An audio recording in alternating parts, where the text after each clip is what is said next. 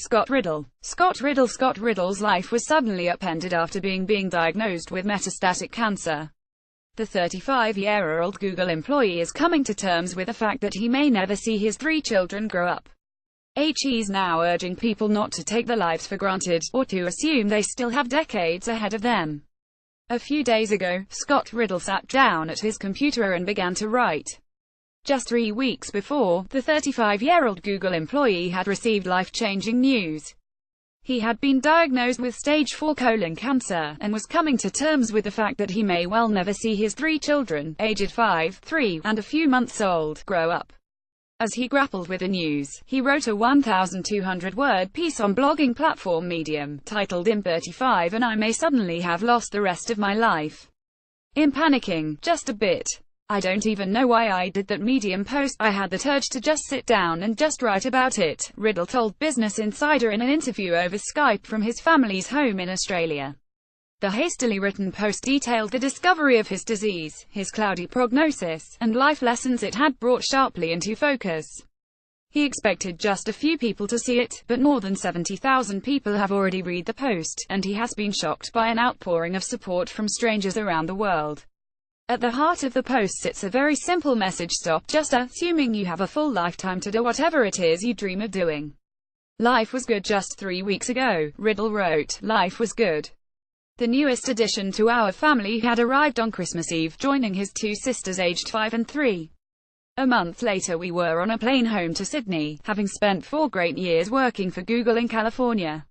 He had a new job lined up with Google, after working in strategy and operations for 6.5 years in the US, while his wife had found a job with a logistics startup. Then on July 19 he went for a visit to the doctors. Riddle had noticed a bit of unusual bleeding, and very recently a change in bowel habit. The GP didn't even say he thought it could be cancer. He told me, just that you need to go for a colonoscopy. But Riddle had been doing some research about the symptoms and possible causes beforehand, among them, cancer.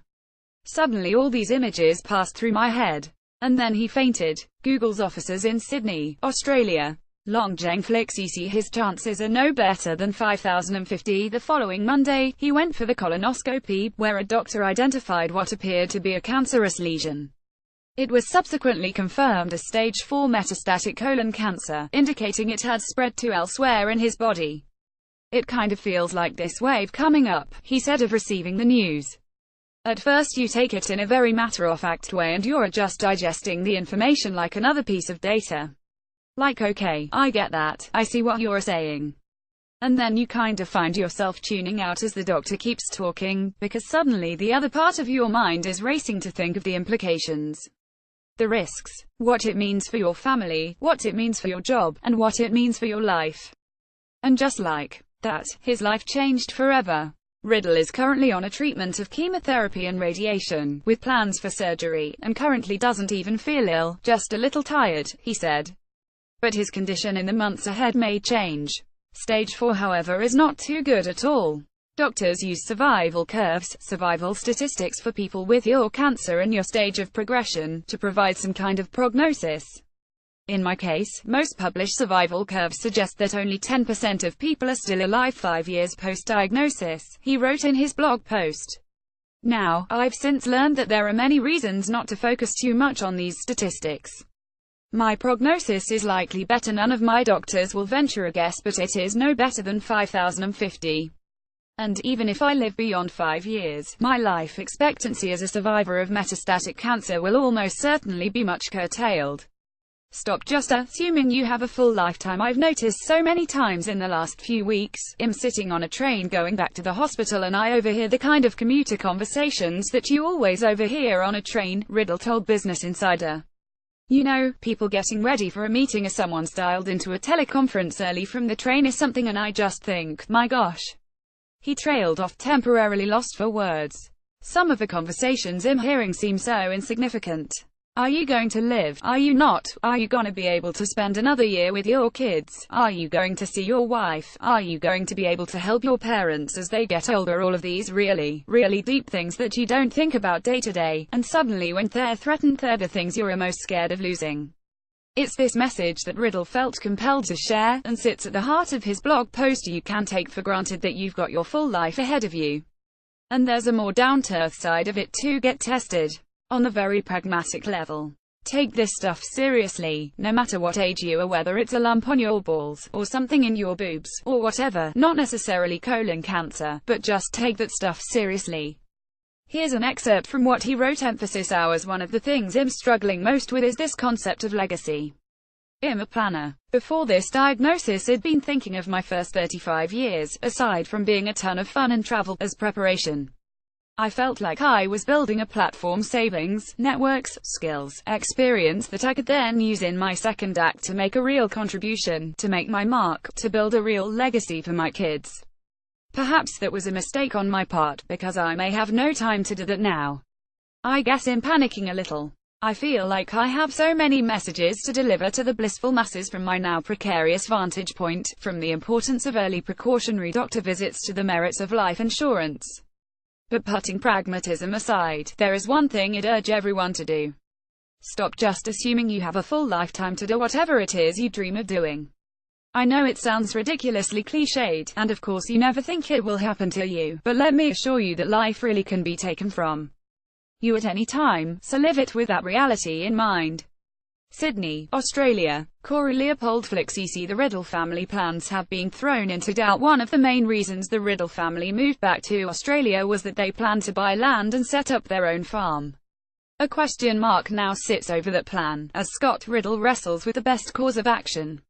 Should he create the farm, so it can act as a legacy for his family if he doesn't make it, or would it risk unnecessarily burdening them? The father of three also hoped to start his own business one day, but now has no idea if he'll be able to.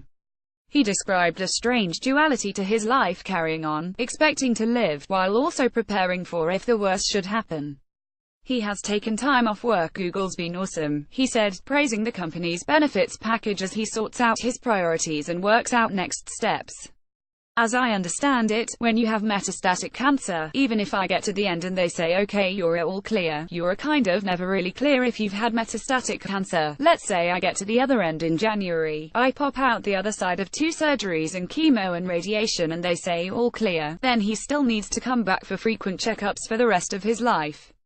It's going to be really interesting. How do you manage time and priorities in a situation where you can never really plan beyond 6 months or beyond a year?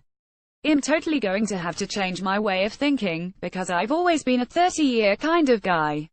I was always like, by the time I get here I'm going to have done X, Y, and Z, whereas now it's going to be like okay, I should be good for another year, or good for another 2 years.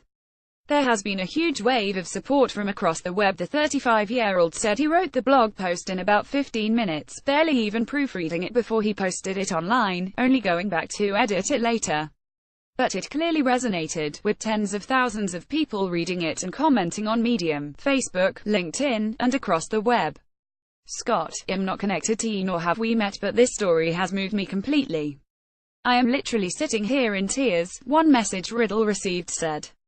Your words have had a profound impact, and from this day forward I'll be getting regular health checks, abusing my body less, shitty foods and booze, getting fitter and seizing the day with a pep in my step from dawn to dusk. I'll cuddle my kids just that little bit longer and tighter, I'll whine less and I'll love that little bit more. Thank you for wearing your heart on your sleeve and sharing the story with the world. The Australian never expected this outpouring of support, but hopes people will take it as a lesson. In your day-to-day life, it's a fact that you end up not focusing on the things that are most important, and every now and then a little reminder that things can turn out in very unexpected ways. It's good. Most of the people who saw that Medium post and added a comment and were affected by it on that day, they've probably forgotten about it by the end of the week, he said. But it's sitting somewhere in their minds. Yeah. If I can help people with that, even momentarily, or if it plants a seed in the mind to make a different decision or something, then at least some good comes of it. Get the latest Google stock price here.